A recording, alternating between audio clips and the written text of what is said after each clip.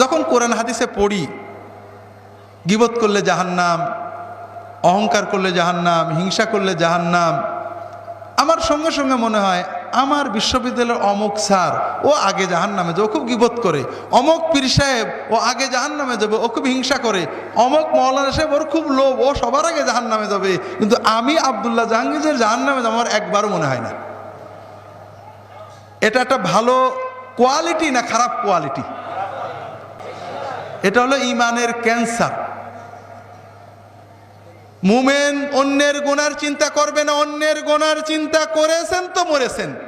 কার দাড়ি ছোট, কার বউ বেপরদা করে, কে খারাপ করেছে, এই চিন্তা শয়তান একবার আপনার ঢুকাতে পারলে অমুক দল খারাপ, অমুক পীরের মুরিদ খারাপ, অমুক লোক খারাপ, অমুক গ্রামবাসী খারাপ, অমুকের দাড়ি ছোট, অমুকের বউ বেপরদা, অমুক একদম ভালো না, এই চিন্তা একবার শয়তান ঢুকালে আর শয়তানের আর চাকরিই থাকবে না, ও অন্য জায়গায় চলে যাবে, আপনার কাম শেষ।